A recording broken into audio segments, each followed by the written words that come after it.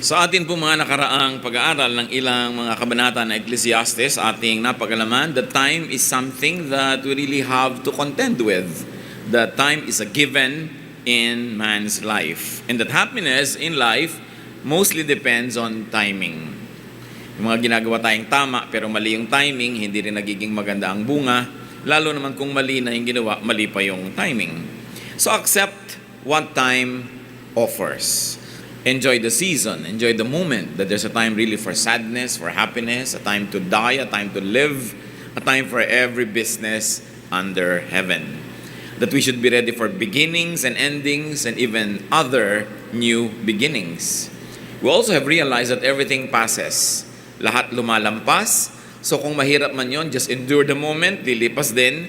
At kung maganda yon, huwag palipasin ng hindi natamasa at nalasap ang ganda nun. Life and God are both too wonderful to be fully understood. Kaya dapat sakyan mo na lang ang buhay. Kung ano yung nandyan, lalo yung hindi pwedeng baguhin. Pagpapatuloy natin ang pag-aaral at ngayon pupunta tayo sa chapter 4 ng Ecclesiastes. Minabuti nating huwag lagyan ng pamagat kasi ang daming topics under it. Kayo na lang mag-isip kung anong pamagat nyo na bagay sa inyong pangangailangan ngayon. Ama namin sa langit, salamat sapagkat kayo Diyos na nakakaunawa sa amin. Sa paglapit namin sa iyo, patuloy kaming humihingi ng pagpapala, guidance, correction, but most of all, forgiveness for all our sins. Marami kaming nagagawa, Panginoon, hindi namin dapat ginagawa. Marami kaming dapat gawing hindi naman namin nagagawa. Sa aming mga sobra at kulang, patawarin niyo po kami. At nawa, ang inyo pong malinis na puso mapasa amin sa pamamagitan ng inyong kabutihan. Nawa, Panginoon, turuan niyo po kami maging very, very productive moment ang aming pagbubulay-bulay at hinihingi namin kayo mismo, O Diyos, ang maging tagapagsalita. Marapatin mong maging daluyan ng iyong mga salita ang iyong lingkod. Pero kayo, Panginoon, ang nais namin marinig. So speak with power in your splendor and majesty. Heal us, deliver us, empower us, strengthen us, guide and correct us, enlighten us, and set us free because of the wisdom of your words. We ask you, Father, to protect us from lies and falsehood. Ilalayo niyo rin kami sa gawa ng masasamang tao at masasamang espiritu. At itinatagubilin din namin sa iyo mga mahal namin sa buhay na kayo rin ang magpala sa kanila. Lalong-lalo yung mga hindi namin katabi, hindi namin kasama sa sandaling ito. Give your blessings to our bodies that we may be strong and healthy, Lord, and alert. And bless our minds, bless our hearts, so that such can be your habitation. In the name of Jesus, your Son, our teacher, Lord and Savior, we pray. Ecclesiastes 4:1. Again I looked and saw all the oppression that was taking place under the sun. I saw the tears of the oppressed, and that they have no comforter. Power was on the side of their oppressors, and they have no comforter. Isang observation ito ng sumulat ng ating guro ni Solomon na napakaraming kaapihan, napakaraming kalungkutan, napakaraming karahasan ang nangyayari noon, ngayon, at sa lahat ng panahon. So the teacher observes that mostly in life injustice rules, that the powerful abuse the weak. So this is an indirect but a very inevitable lesson giving from the teacher. If the weak are always being oppressed, there is a practical thing that can be learned from this. Whenever you can, do not be weak. Kung lagi palang inaapi ang mga mahihina, sikapin mo huwag ka mahina. Kung laging kinakawawa ang mga mahihirap, sikapin mong gumraduate sa kahirapan. Be powerful yourself, then just be kind and be just. Walang kwenta ang kapangyarihan na hawak ng mga masasamang tao. Kaya dapat ang mga mabubuting tao ay nagiging makapangyarihan. Dapat ang mga mabubuting tao, ang yumayaman, sila ang nagkakaroon ng mga impluensya para magamit nila yon sa ikabubuti ng kanilang kapwa. Marami po mga tao, reklamo ng reklamo na lagi silang naaapi, lagi silang mahirap, lagi silang kawawa. Pero hindi naman nila sinisikap na sila yung maging makapangyarihan. It was not said directly, but it is an inevitable conclusion that if there is so much injustice and you don't like it, you be powerful. That's why we like people of the Lord to be in power. We like people of the Lord to be leaders of business and industry, and as much as possible, leaders of government, so that we can maximize the possibility of justice prevailing in our midst. Then, of course, one becomes strong or powerful by making wealth, and then by being charitable. Be brilliant, and then be kind. Kasi ang karunungan, ang kayamanan na hawak ng masama, nagiging salot sa kapwa. Kaya sisikapin dapat ng mga Kristiyano to be achievers, to be leaders, to be powerful. Ecclesiastes 4:2-3. And I declare that the dead who had already died are happier than the living who are still alive. But better than both is he who has not yet been, who has not seen the evil that is done under the sun. Sabi po ng Contemporary English Version, I said to myself, the dead are better off than the living, but those who have never been born are better off than anyone else, because they have never seen the terrible things that happen on this earth. Sabi po ng ibang nagbabasa nitong chapter 4, ang lungkot naman ng buhay pag tinignan mo through the chapter 4 of Ecclesiastes. Pero totoo naman na maraming kalungkutan ng buhay. At hindi yun maiiwasan kung laging tatalikuran. Dapat nating kilalanin, alamin ang mga nagpapalungkot sa buhay at nasa ganon mapagtagumpayan. Ang observation ng teacher, it is good to be alive. It is better to be dead, and it's best to be unborn. Siyempre po, ang Ecclesiastes ay tula. This is poetry, so meron itong tendency to exaggerate just to drive home a point. Natural naman, it's good to be alive. And life is a gift from God that at the point that we know it, it's good to be alive, and it's better to be alive than dead. And definitely, we all want to be born. Pero pag ang sinasabi dito, ganito, that it's good to be alive, better to be dead, and best to be unborn, what the teacher is suggesting is, life that is mishandled could be worse than not having life at all. Kaya nagiging malaki yung ating pananagutan na pagandahin yung buhay, lalong-lalo yung buhay ng mga taong umaasa, nakikinig sa atin at nai-influensya natin. Pero sinasabi dyan, ang isang indirect teaching that the human spirit exists before and after earthly life. Kung mabuting mamatay at nawawalan ka naman ng existence, bakit mabubuti yun? Kaya sinasabi natin, to die is gain. To live is Christ, it's good. To die is gain, it's better. Pero sabi niya, may life yung spirit bago to ipanganak. Kaya the best is nang huwag nang ipanganak dito sa mundo. What the teacher is saying is that because the world is so corrupt, the spirit is happiest outside of this earthly life.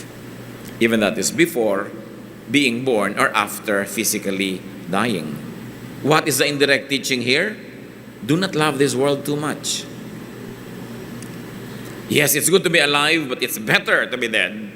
Sabi nga, invest ka, not to be born at all. Hindi ka mababahiran ng kasalanan ng mundo. Yung spirit mo nandun lang sa kabilang daigdig. Pero, moot and academic for us to discuss that dahil ipinanganak na tayong lahat. Ang mahalaga na lang, make the most out of life and make sure that you go to God in your eternal life. There is a better world out there. There is a better world after this. Otherwise, Solomon will not be able to say, it's better to die. Ecclesiastes 4:4. And I saw that all labor and all achievements spring from man's envy of his neighbor. This too is meaningless, a chasing after the wind. Sabi niya, alam mo lahat ng ginagawa ng tao, ginagawa lang naman yun dahil naiinggit siya sa kanyang kapitbahay. So he observes that people work hard, people set high ambitions and achieve just to outdo others. Di ba? Kahit yung mga athlete, bakit sinisikap mo na makalangoy ng mabilis, makatakbo ng mabilis, makatalo ng mataas para mabit mo yung record? Ginagawa mo yun para matalo mo ang yung kapwa.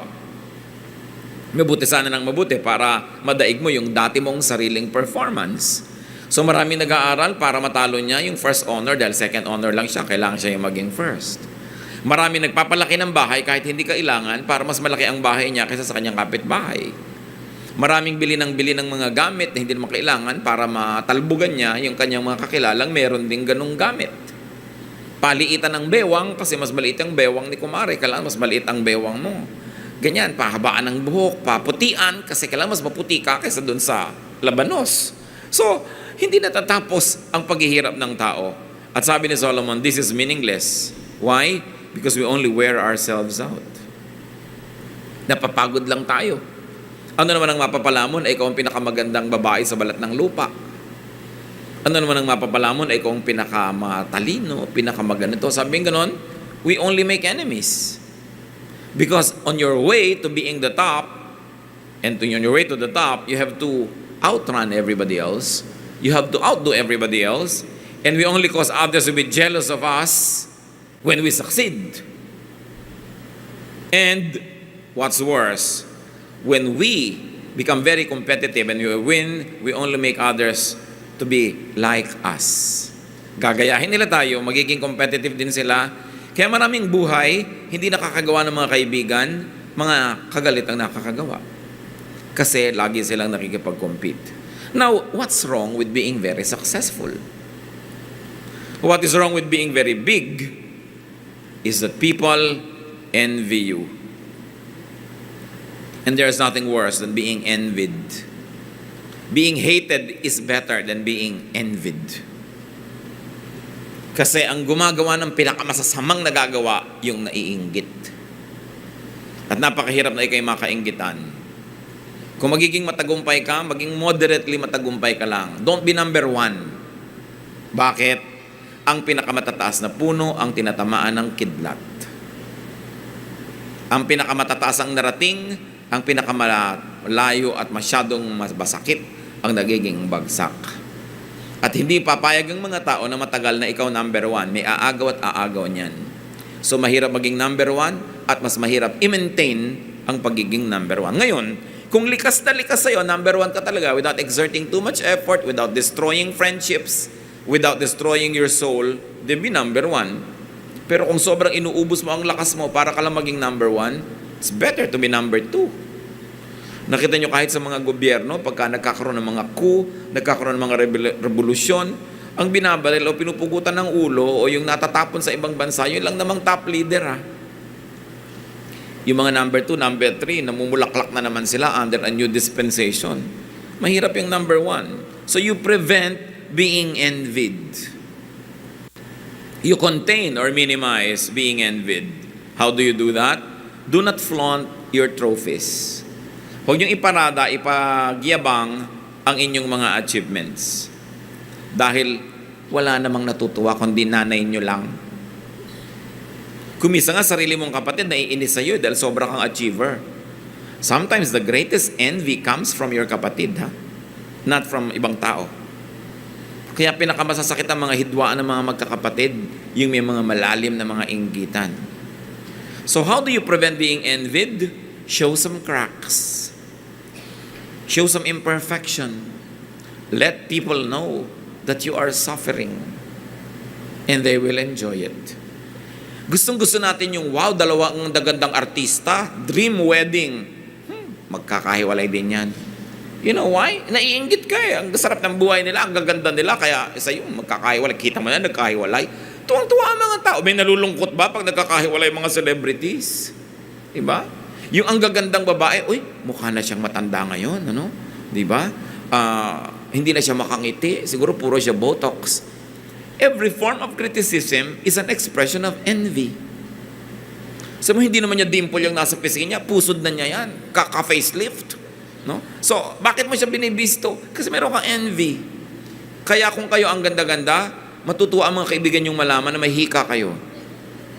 Ang ganda niya pero may hika. You know, at least hindi ka na masyadong babatuhin dahil may hika ka naman eh. Pero kung ikaw are living a perfect life, people will hate you. Kaya nga may nabasa akong t-shirt, don't hate me just because I'm beautiful. Because it can really happen. So it's very, very important that when you're really achieving, huwag niyong i-flaunt. Pag yung anak mo laging honor sa eskwela, kung mo kailangang ikwento sa buong yung family reunion, walang matutuwa. Lalo yung mga pinsan niyang bagsakan ng bagsakan. Regalo naman ng regalo sa school yan. Sila nagregalo ng bakod, kaya honor yan. You know, hahanapan ka lagi ng istorya. So, never be perfect, even if you were. Because the world will hate you. No? So, lay low. Huwag kang tumanggap ng lahat ng mga bato ng mga tao. Mali yung sobra kang nagpapasikat. No? Yung mali yung sobra kang nagpapakita ng very nice life na naisin ng tao, malungkot ka rin tulad nila. Ecclesiastes 4:5-6. The fool folds his hands and ruins himself. Better one handful with tranquility than two handfuls with toil and chasing after the wind. Sabi niya, alam nyo, mabuti pa na isang dakot na lang ang blessing mo, pero tahimik ang buhay mo, pero kaysa dalawang dakot, tas ang gulo-gulo ng buhay mo. Sabi, puro ka paghahabol sa hangin. It is a big folly not to work and to starve and to be needy. That's why the fool folds his hands and ruins himself. But it is another folly to work too much for more, but needless food anyway. Dapat alam ng tao kung kailan tama na. Kaya sabi, mabuti pa, konti lang yung hawak mo, pero payapa ka, kaysa ang dami, pero magulo. At karamihan yung sobrang daming hawak, nagpapagulo talaga yan sa buhay.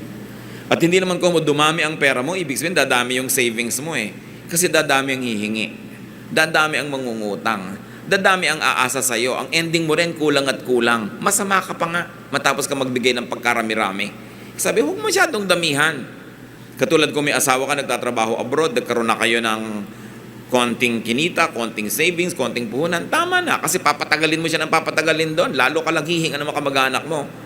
Kasi computed nila, pati exchange rate, no? Nung pera na kinikita ng asawa mo.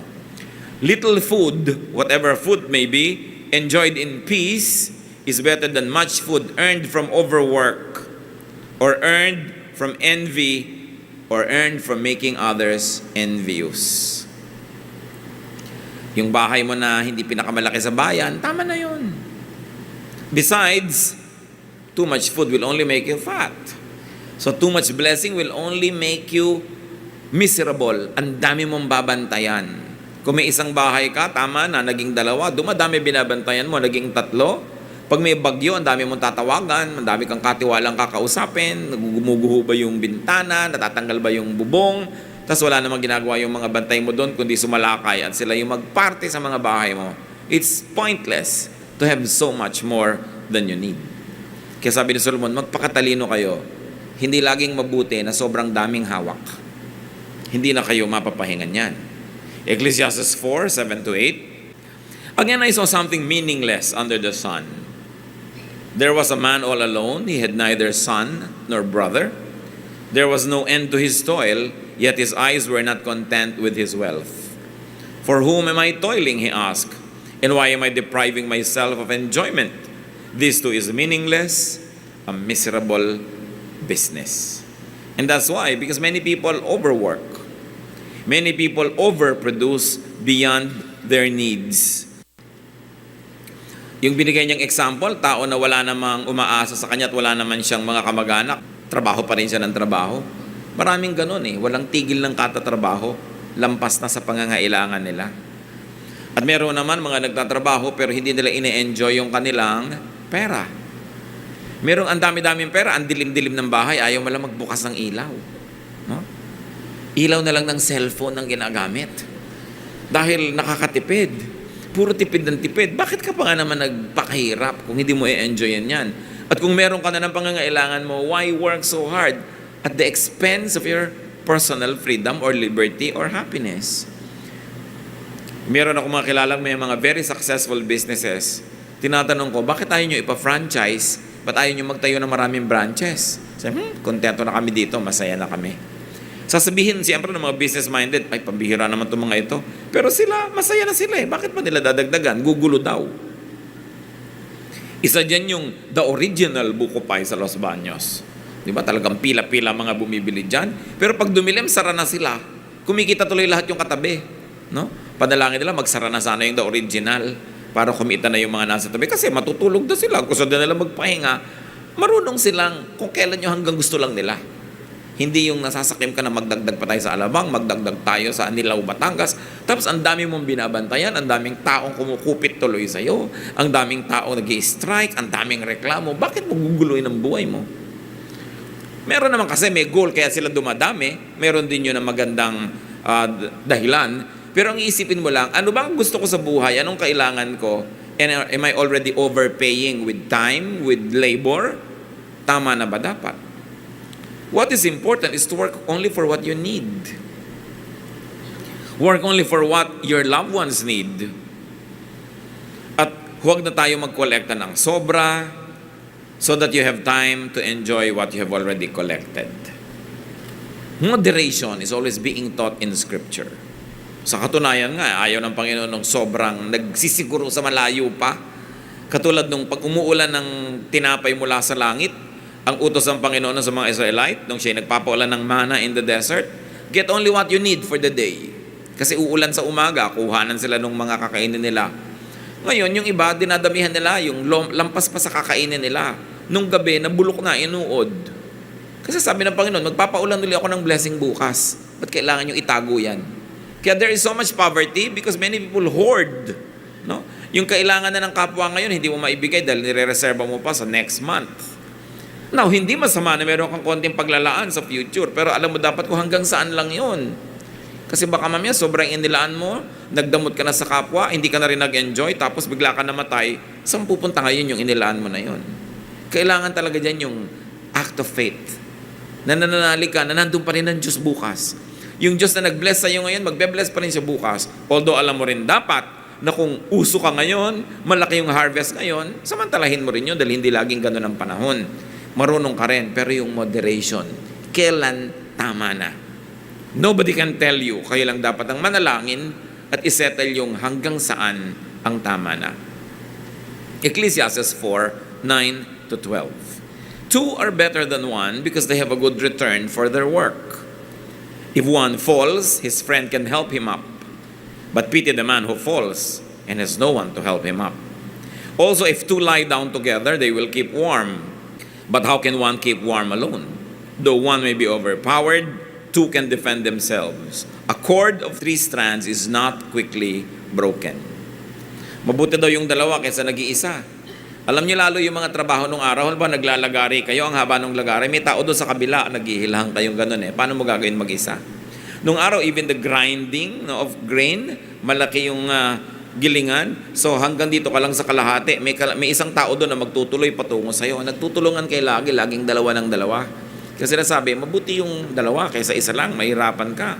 At kung natumba ka, may dadampot sa'yo. Kawawa naman daw yung tao na natumba na, wala man lang magbabangon sa kanya. At sa napakaginaw na panahon, napakainam daw na may katabi ka kaysa nag-iisa ka lang. Kasi nagkakatulungan ang inyong init ng katawan. At kung may kasama ka, mahirap kang talunin kaysa nag-iisa ka lang. Ganon din daw yung mga hibla-hibla ng sinulid, pag itinirintas mo, matibay kaysa sa isa-isa. Pag hinila mo, putol. Bakit biglang pumasok sa friendship and companionship ang usapan? Sabi niya, a friend is good to have. A companion is better to have than excess wealth. That's what the teacher's driving home. That is good to have company. Bakit biglang pumasok yun? Kasi ang pinag-uusapan nagsisikap, yung sobrang nagko-compete, yung nag-iipon at nagkakamal ng ang dami-dami, kadalasan kasi yung naggaganon, nawawalan ng kaibigan. Yung sobrang wise ng lalamang para dumami ang uwi niya, nakakagalit, pati mga kamag-anak at kaibigan. Yung laging ang gusto, mas marami siya, mas lamang siya, nasisira ang kanyang interpersonal relations. Ang sabi ngayon ng teacher, it's good to have company rather than have excess money. Kasi kung may excess money ka, nag-iisa ka, mas madali kang agawan at nakawan. Pero kung may kasama ka, kahit konti lang yung pera mo, merong tutulong sa'yo. Merong kang karamay, merong kang kasama sa iyong buhay. Of course, the implication is that money is better spent on and with a friend. That inevitably, money can buy you friends and company. What do we mean? Hindi mo naman binibili yung tao. Pero di ba, mas masarap namang kasama yung taong hindi makunat. Yung marunong maglibre, yung marunong magbigay, marunong magparaya. Yun ang nagiging maraming kaibigan.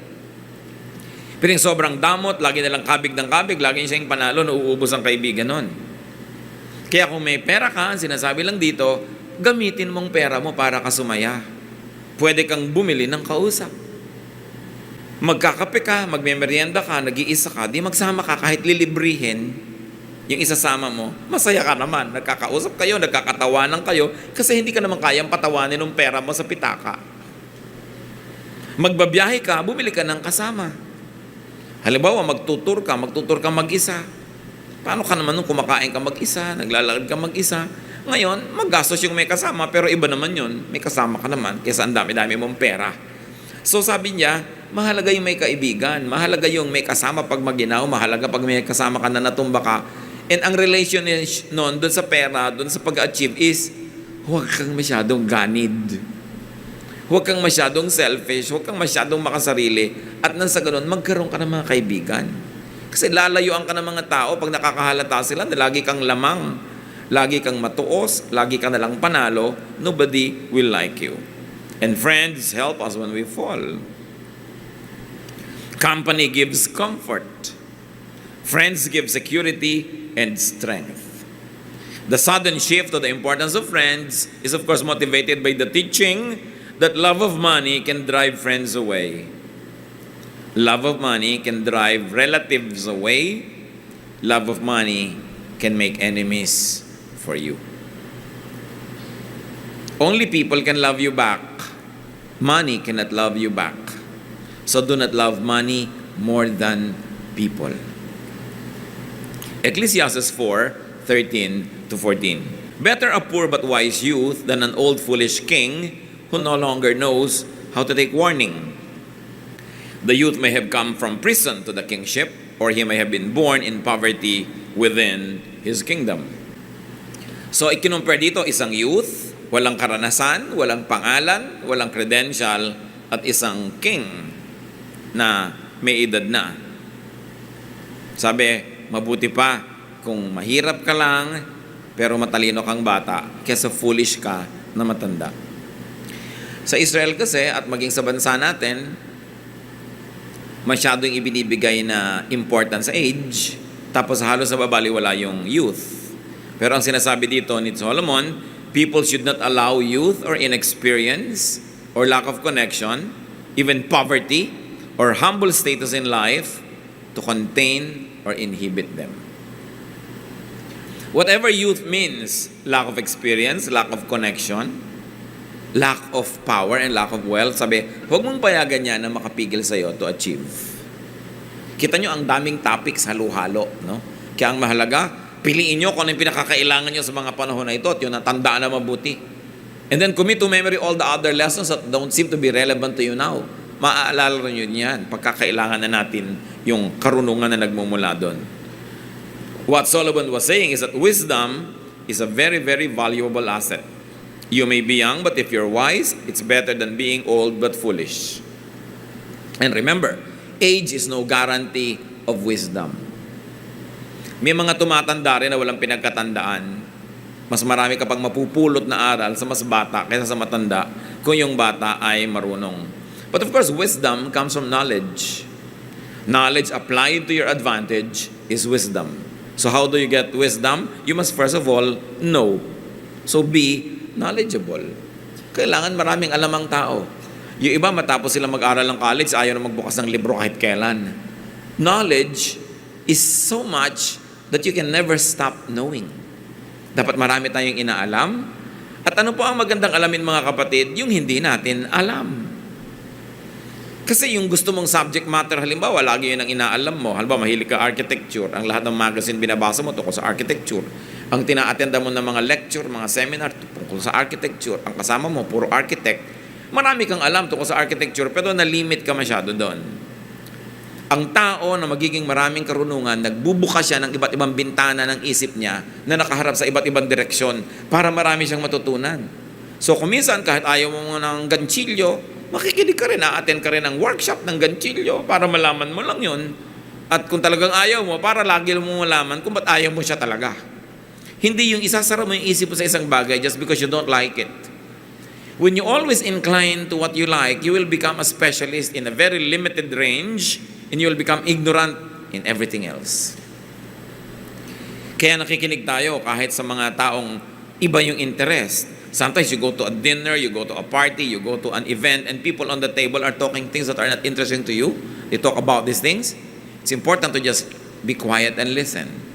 You will go home a winner because you have learned something. And if you didn't like what you heard, at least you know why you didn't like it. Kasi basta sasabihin mo lang, ayokong pakinggan. Yan ay asal ng mga taong hindi magiging marunong kahit kailan.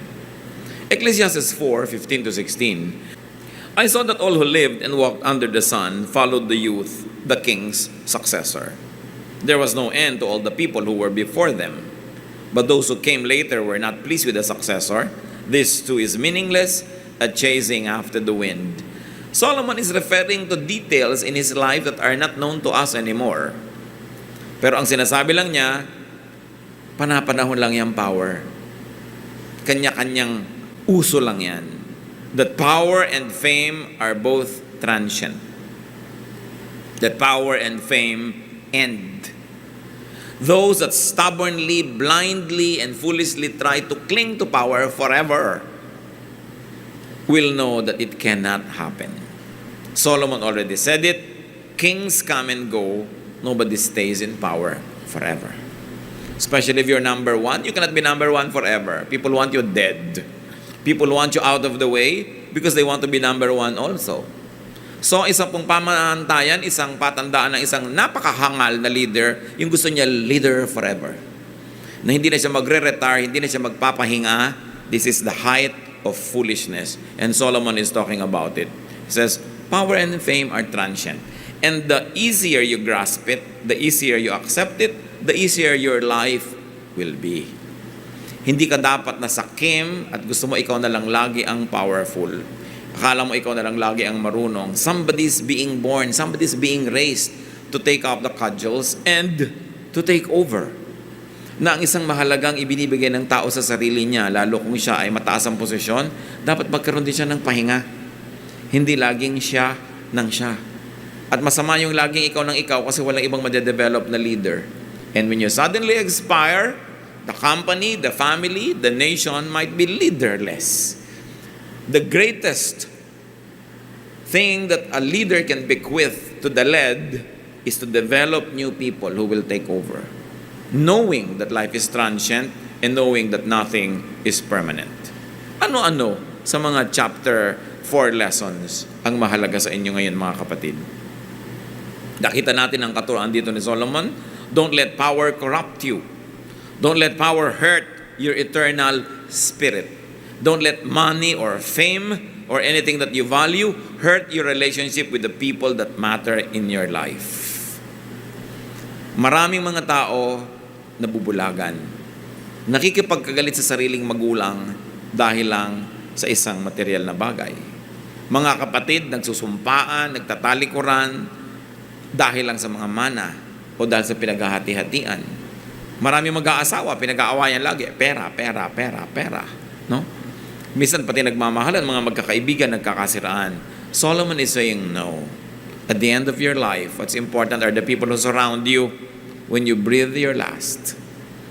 People who will visit your grave or people whose grave you get to visit.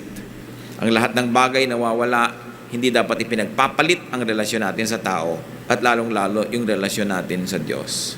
Certainly, we have lessons to learn from this chapter. Ama namin sa langit, nagpapasalamat kami na sa napakarunong nitong si Solomon, na binigyan mo siya ng karunungan na pati kami hanggang ngayon nakikinabang. Ituro mo sa amin, Panginoon, yung mga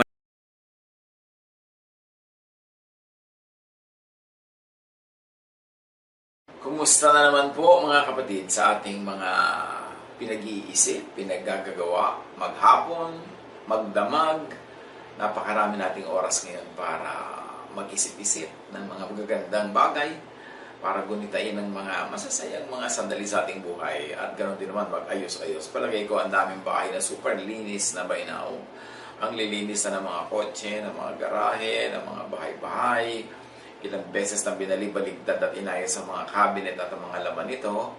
At napakarami na rin naman nating napag-usapan at napag-aralan ng mga katuruan mula sa Biblia. Sa ganitong mga panahon, laging nare-revive yung mga issue ng end times sa po ba? Ito na ba ang end of the world, etc., etc. At pinag-aralan na natin dito yung end times according to Mark.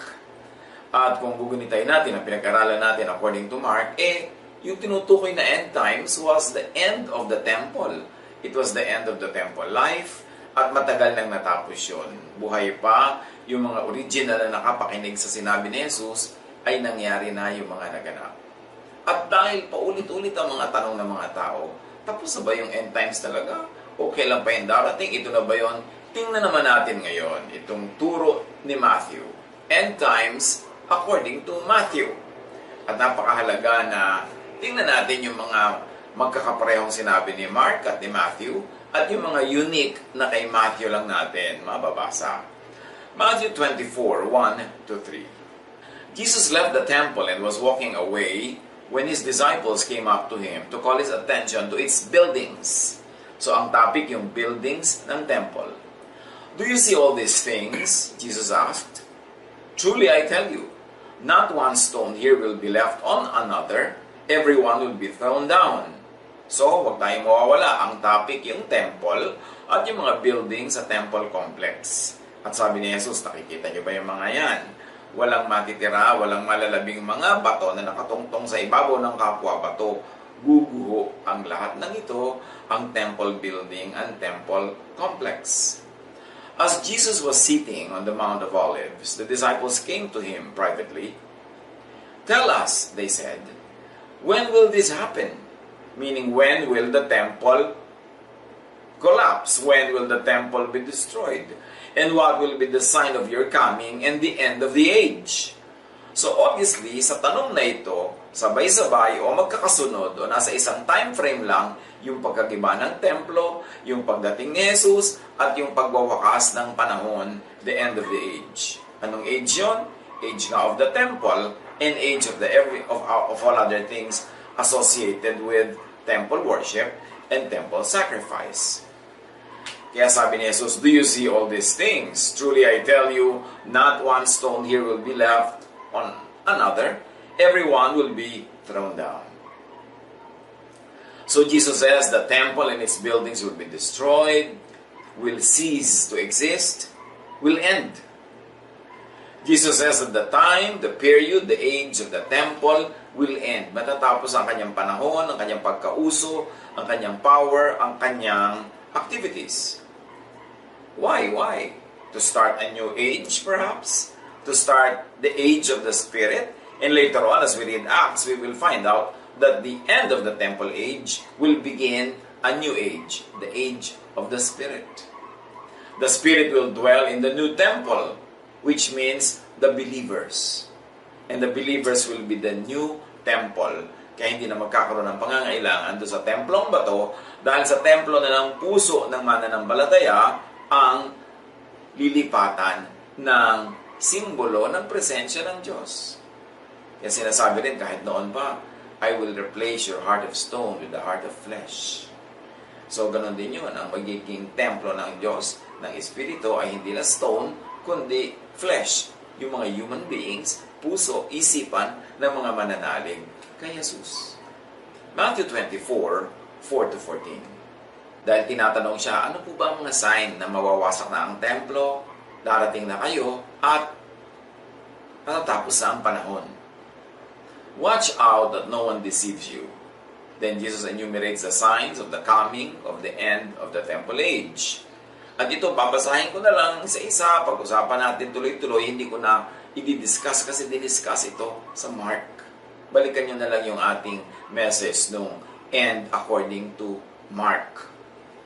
For many will come in my name, claiming I am the Messiah, and will deceive many. You will hear of wars and rumors of wars, but see to it that you are not alarmed. Such things must happen, but the end is still to come. Nation will rise against nation, and kingdom against kingdom. There will be famines and earthquakes in various places. All these are the beginning of birth pains.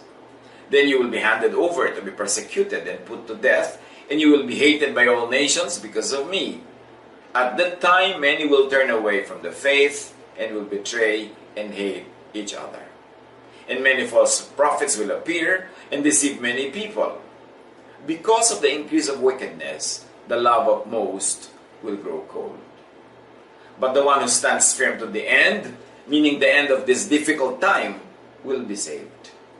And this gospel of the kingdom will be preached in the whole world as a testimony to all nations.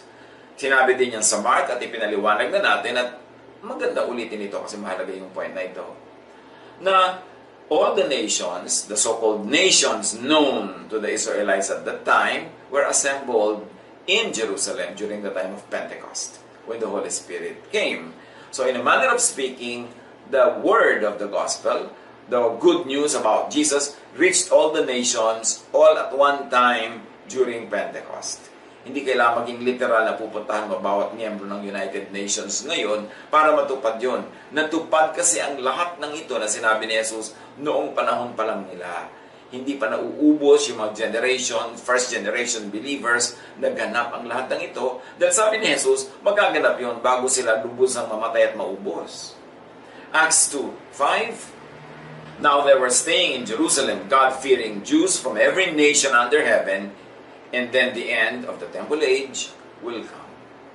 So, pagka pinagdugtong-dugtong natin kung ano yung mag-e-end, yung temple, ano yung sign niya, ipinakita natin, sinabi na ni Jesus. At iniisa-isa pa nga natin ngayon, ipagpatuloy natin, Matthew 24:15-21. So when you see standing in the holy place the abomination that causes desolation, spoken through the prophet Daniel, and many people think it is the Roman emperor statue that was brought into Jerusalem, but that is another topic. Sabi ni Jesus sa pagpapatuloy, let the reader understand. Let those who are in Judea flee to the mountains. Let no one on the housetop go down and take anything out of the house. Let no one in the field go back to take their cloak. How dreadful it will be in those days for pregnant women and nursing mothers. Pray that your flight will not take place in winter or in the Sabbath. For then there will be great distress, unequaled from the beginning of the world until now, and never to be equaled again. At alam natin, because of the Jewish revolt that started in AD 66 and culminated in about AD 72, the Roman Empire destroyed Israel, especially Jerusalem. Sinunog, giniba, walang natira, pinalayas ang mga Jews from Palestine, and the menorah, which is a symbol of many important things in the Jewish faith, which was enshrined in the temple, was taken from Jerusalem to Rome. And this event was commemorated, immortalized in an ark, the Ark of Titus, na ito ay nakaukal doon sa gilid ng ark, at yung ark na ito hanggang ngayon nakatayo, ito ay malapit sa Colosseum in central Rome. At makikita natin na, yes, sinirang Jerusalem, giniba ang templo, walang natira, poetically. Siyempre, technically, meron ng kahit isa o dalawang magkapatong pa doon natira. Kasi poetic language yun. Ibig sabihin, yung function ng temple, yung identity niya, forever, wala na. Matthew 24:22-29. If those days had not been cut short, no one would survive. But for the sake of the elect, those days will be shortened. At that time, if anyone says to you, look, here is the Messiah, or there he is, do not believe it. For false messiahs and false prophets will appear and perform great signs and wonders to deceive, if possible, even the elect. See, I have told you ahead of time. So ahead of time yun, bago nangyari. Pero ngayon, tapos na to. Dahil nga sinabi ni Jesus, mangyayari ito sa kanilang panahon. So if anyone tells you, there he is, out in the wilderness, do not go out. Or here he is, in the inner rooms, do not believe it. For as lightning that comes from the east is visible even in the west, so will be the coming of the Son of Man. Wherever there is a carcass, there the vultures will gather. Immediately after the distress of those days, the sun will be darkened, the moon will not give its light, the stars will fall from the sky, and the heavenly bodies will be shaken. Ngayon naman, in our time, tuwing na lang pupula ang buwan, tuwing may magkakakometa, tuwing mayroong magkakaroon kakaibang nangyayari in the heavenly bodies, in the sky. Sasabihin ng mga tao, ayan na yung sinasabi ni Jesus sa Matthew 24. Nangyari na nga ito eh. Kasi sabi ni Jesus, itong lahat na itong magaganap sa inyong panahon. Yung mga nakikinig sa inyo ngayon, may mga buhay pa kayong aabutan nyo to. Hindi kayo lahat aabutan ng kamatayan bago lahat ito matupad. At itong sinasabi na ito ni Jesus, sinabi rin ni Joel sa kanyang prophecy, Joel 2:28 to 32. At ito ang sabi ng Panginoon through the mouth of Joel the prophet. Pagkatapos ito, ipagkakaloob ko ang aking espiritu sa lahat ng tao. Ipahahayag na inyong mga anak na lalaki at babae ang aking mga mensahe. Magkakaroon ng mga panaginip ang inyong matatandang lalaki at makakakita ng mga pangitain ang inyong mga kabataang lalaki. Sa panahong ito, ibubuhos ko rin ang aking espiritu maging sa mga alipin, lalaki man o babae. Magpapakita ko ng mga kababalaghan sa langit at lupa, dugo, apoy at makapal na usok. So tuwing may usok na naman ngayon, tuwing may bulkan, tuwing may apoy, iniisip ng mga tao, ito na ba yung end times? Ayan na, nangyayari na. Sinabi na nga ni Joel, it will happen in the future. At sabi ni Jesus, it will happen in your time, in the time of his original listeners. At sa pagpapatuloy ng prophecy ni Joel, ang araw ay magdidilim at ang buwan ay pupulang parang dugo bago dumating ang dakila at nakakatakot na araw ni Yahweh. At sa panahong iyon, ang lahat ng hihingi ng tulong kay Yahweh ay maliligtas. Gaya ng kanyang sinabi, may ilang makakatakas sa bundok ng Zion at ang aking mga pinili makaliligtas sa Jerusalem. Now people always consider the prophecy of Joel as something very, very futuristic. Yes, when it was said by Joel, when it was recorded, it was still something about the future. Pero nung sinabi ni Jesus the same thing, magaganap sa panahon ng mga kanyang original hearers, at nung ang mga disciples ay lumabas mula sa kanilang pinagkukublihan na upper room, nung sila ay mapuspos ng Espiritong Banal, lumabas sila sa mga kalye ng Jerusalem at nagsalita sila sa wika ng napakaraming mga Hudyo na galing sa iba't ibang bansa at naintindihan nila yung sinasabi. At napagkamalang silang lasing. Sabi ni Pedro, no, hindi kami lasing. Walang lasing. Itong nagaganap ngayon na nagsasalita kami sa inyo, inyong mga wika, ito ang sinabi ni Joel na magaganap in the last days. So, binrand ni Peter, tinawag at malinaw na sinabi ni Peter na yung naganap sa Pentecost. Yun ang sinasabi ni Joel na magaganap. So ngayon, pag tinitingnan natin pabalik, naganap na, tapos na. At yun din ang sinasabi ni Jesus na magaganap within the lifetime of his original hearers. Sabi ni Pedro sa Acts 2:15 to 18. Hindi lasing ang mga taong ito gaya ng palagay ninyo. Alas 9 pa lamang ng umaga ngayon. Ang nakikita niya ay katuparan ng ipinahayag ni Propeta Joel. Ito ang gagawin ko sa mga huling araw, sabi ng Diyos. Ipagkakaloob ko ang aking espiritu sa lahat ng tao, ipahahayag ko sa inyong mga anak na lalaki at babae ang aking mensahe. Ang inyong mga kabataang lalaki ay makakakita ng mga pangitain, ang inyong matatandang lalaki ay magkakaroon ng mga panaginip. Sa panahong iyon, ibubuhos ko rin ang aking espiritu sa aking mga alipin, maging lalaki at maging babae, ay ipapahayag nila ang aking mensahe. So yung sinasabi ni Jesus na magaganap, yung sinabi ni Joel matagal before that na magaganap, ay sinabi ni Pedro, eto naganap na at the day of Pentecost. At talagang nagkaroon ng end time noon. Ano ang nag-end? End ng time ng kaapihan ng mga babae. Ngayon, binigyan rin ng mga babae ng kapangyarihan to prophesy.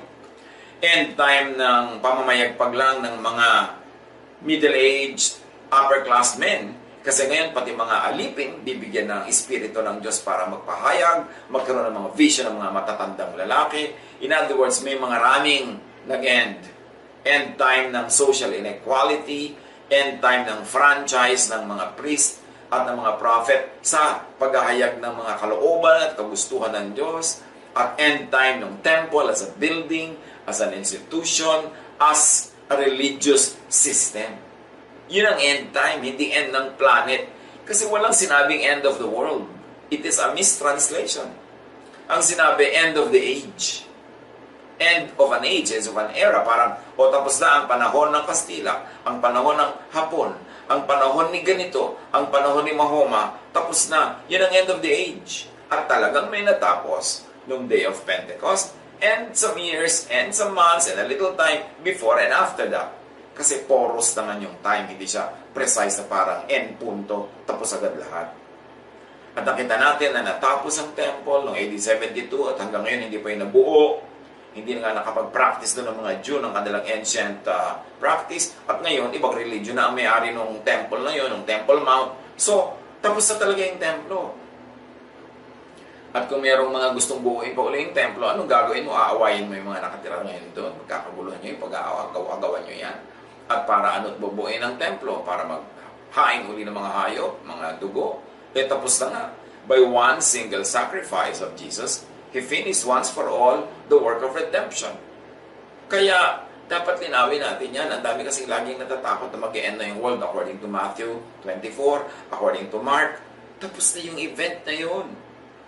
Matthew 24:30, pagpapatuloy, sabi ni Jesus, "Then will appear the sign of the Son of Man in heaven." Pagkatapos, sabi niya, lilitaw sa langit ang tanda ng anak ng tao at mananangis ang lahat ng mga bansa sa daigdig. Makikita nila ang anak ng tao na nasa alapaap at dumarating na may dakilang kapangyarihan at kadakilaan. Pero ano naganap ng Pentecost? Nakita ba visibly si Jesus na bumabalik? Iba eh. Pero iba talaga, iba ito.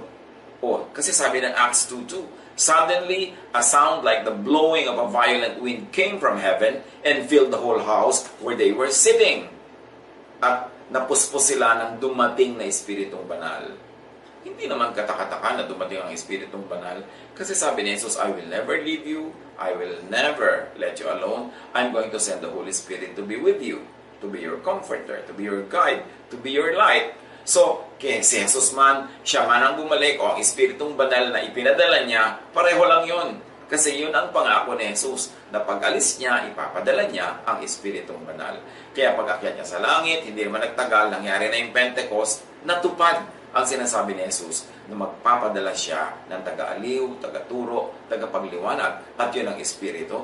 At naganap yon noong Day of Pentecost na tinukoy ni Joel long ago before it happened na magaganap, at sinabi ni Jesus magaganap, at sabi ni Pedro, naganap na. Ito na yon. Matthew 24:30-34, sa pagpapatuloy ni Jesus. "And then all the peoples of the earth will mourn when they see the Son of Man coming on the clouds of heaven with power and great glory." So ito ba ay literal? Ito ba ay poetic? Ito ba ay symbolic? Dapat pag-isipan. "And He will send His angels with a loud trumpet call, and they will gather His elect from the four winds, from one end of the heavens to the other." At sinabi nga nung araw ng Pentecost, all the nations of the world were gathered in Jerusalem. So nadinig nila yung gospel. Now, learn this lesson from the fig tree, sabi ni Jesus. "As soon as its twigs get tender and its leaves come out, you know that summer is near. Even so, when you see all these things, you know that it is near, right at the door." So sabi ni Jesus, pag nakita niyo na itong mga ganitong nagaganap, alam niyo, malapit na yung end time na yan. Malapit na yung sinasabi ko. Handyan na, nasa pintuan na, kumakatok na. At sabi ni Jesus, tandaan ito mabuti. Verse 34. "Truly I tell you, this generation will certainly not pass away until all these things have happened." Very emphatic si Jesus. Meron pa siya sinabing truly. Sa totoo lang. Itong henerasyon nyo, kayong kausap ko, makikita nyo ang lahat ng sinasabi kong ito, magaganap itong end times na ito. Sabi sa Tagalog, tandaan ninyo, magaganap ang lahat ng mga ito bago maubos ang saling-lahing ito. And Jesus says the same thing in the other Gospels. Matthew 16:28, "Tandaan ninyo, may ilan sa inyong naririto na hindi mamamatay hanggat hindi nila nakikita ang anak ng tao na dumarating bilang hari." So you see, sabi niya, makikita nyo ang anak ng tao na dumarating bilang hari. Kayong mga nakakarinig, meron sa inyong aabot, hindi kayo mamamatay. Ngayon, etong tanong, nakita ba nila talaga na nangyari na dumating ang anak ng tao bilang hari bago sila namatay lahat? Ang nakita nila, o ang nakita ng mga umabot na buhay pa, ang pagdating ng Espiritong Banal during the Feast of Pentecost. So, pwede ba nating isipin na yung tinutukoy ni Jesus sa pagdating ng anak ng tao at yung pagdating ng Espiritong Banal ay one and the same promise, one and the same event. After all, this is one and the same God. Luke 9:27, sinasabi ko sa inyo ang totoo, may ilan sa inyo ritong hindi mamamatay hanggat hindi nila nakikitang nag-ahari ang Diyos. Yun naman ang makikita, hindi yung anak ng tao, kundi yung pag-ahari ng Diyos. At nang dumating na ang Espiritong Banal, hindi lumipas ang ilang oras, ilang araw, ilang linggo, talagang ang katotohanan ng kaligtasan sa pamamagitan ni Jesus ay naituro sa lahat ng tao nasa Jerusalem noon, at nung mag-uwian sila sa kanilang bayan, nadala sa kaduluduluhan up to the ends of the earth. At alam natin, may mga instances pa nga, 3,000 get saved in one day. Dumami sila ng dumami. Nagsimula talaga ang paghahari ng Diyos sa ngalan ni Jesus. Matthew 24:35-36. Sa pagpapatuloy ni Jesus, heaven and earth will pass away, but my words will never pass away. But about the day or hour, no one knows, not even the angels in heaven, nor the Son, but only the Father. So malinaw, no one knows. Sino man ang magsasabing alam nila, fake yun. No one knows. Linawin na natin ito, huwag na nating hanapin yung kailan ito. After all, tapos na. Pero nung panahon na yon, wala na dapat manghula-hula pa kasi sabi ni Jesus, no one knows. Paghanda na lang kayo. It will happen anytime. Matthew 24:37-39. As it was in the days of Noah, so it will be at the coming of the Son of Man. For in the days before the flood, people were eating and drinking, marrying and giving in marriage, up to the day Noah entered the ark. And they knew nothing about what would happen until the flood came and took them all away. That is how it will be at the coming of the Son of Man. So ang naganap, inihalin tulad doon sa panahon ni Noah. Hindi nila alam, nagsasaya sila, mga kainan, mga inuman, mga kasalan, at dumating yung panahong sinasabi kay Noah. Ganun din naman ng Pentecost. Pentecost kasi pinakamalaking piyesta yan. Kainan, inuman, kasalan, the same thing. So napakalaki ng parallelism noong nangyari sa Pentecost doon sa sinasabi ni Jesus na mangyayari at ngayon inihalin tulad pa sa panahon ni Noah. It was the Pentecost feast that created that atmosphere during the arrival of the Holy Spirit. Ito ngayon ang kakaiba kay Matthew from Mark. Itong sinabi niya na ito na hindi binanggit kay Mark. Matthew 24:40-41. 2 men will be in the field. One will be taken and the other left. 2 women will be grinding with a handmill. One will be taken and the other left. Masyadong dramatize ito. Tinawag pa itong rapture. Tinawag ng kung ano-ano, naging object and subject ng maraming sine, maraming lecture, maraming sermon, at yung iba na OA pa ang mga presentation. Kaya maraming mga tao, sabi, mag-end times na. Nagre-resign sa trabaho, tumitigil sa school, binibitawan lahat ang ginagawa, at iniintay na lang nila yung end times. Meron pa nga nagtatago sa mga kuweba, meron nagtatago sa mga iba-ibang lugar. Pero ang sabi dito, 2 women will be grinding with a handmill. It means when this day will happen, people are just at work. It's an ordinary day. Hindi kakaiba. Walang nagtatago, walang nag-aabang. 2 men will be in the field, one will be taken, one the other left. Now, ito ba ay literal? Yung toink, nawala yung isa, magdalawa kayong magkatapat, at ang daming pelikula, ganyan ang mga interpretation, yung mga pilot nawawala, lumilipad yung aeroplano, magkakaras ang aeroplano, yung bus driver nawala, so nabangga yung bus. Ganun ba talaga kaliteral? Itong sinasabing 2 men will be in the field, one will be taken, and one will be left. Pero dahil sinabi ni Jesus na mga ito'y magaganap sa panahon ng mga original hearers niya, at sinabi naman ni Pedro, naganap na ito. Siyempre, yung naganap, hindi lang isang point. Merong nagsimula kahapon, may nangyayari ngayon, at bukas may tuloy pa yan. Kasi nga, porous yung time. Hindi naman isang one point in time lang yan. Pero one period, one set of days or months or even years. Pero clear na isang punto lang yan in history. Ano naman ang naganap doon? May mga nawalang tao, wala namang nakarecord sa Bible. Pero may dalawang record nang biglang nawala. Could it be that? Hindi yung parang biglang nawala yung pilot, nawala yung ino-operahan ka ng doktor, nawala siya, so hindi na natin ang operasyon. Kaya puro tuloy takot ang laman ng utak ng mga tao. May dalawang instances of recording ng mga taong nawala sa paningin. Ito kaya yung binabanggit na yon bilang isang senyales na yes, ito na nga yung panahon na yan kasi may nawawala na. Acts 8:39, pagkaahon nila sa tubig, si Felipe ay kinuha ng Espiritu ng Panginoon at hindi na siya nakita pa ng pinuno. Ang pinuno ay tuwang-tuwang nagpatuloy sa paglalakbay. This is the Ethiopian official that was baptized by Philip. After the baptism, after they went up out of the water, Philip disappeared. One is taken, one is left. In an actual work that was happening, a baptism. Hindi naman sila nag-resign sa mga trabaho nila at biglang may nawala dyan eh. And then sa Luke 24:31, noong ang Panginoong Hesus ay bumangon mula sa kamatayan at naglakad siya patungong Emmaus, nakipagkwentuhan siya sa dalawang mananampalatayang hindi siya nakilala agad, and then inimbitahan siya ng dalawang ito na humapon sa bahay nila, at nung magsisimula sila maghapunan, Jesus broke the bread, Luke 24:31, noon nabuksan ang kanilang mga mata at nakilala nila si Jesus. Subalit, siya ay biglang nawala sa kanilang paningin. These are the recorded events of people disappearing right before the very eyes of those who were with them. At liban dyan, wala nang ibang record.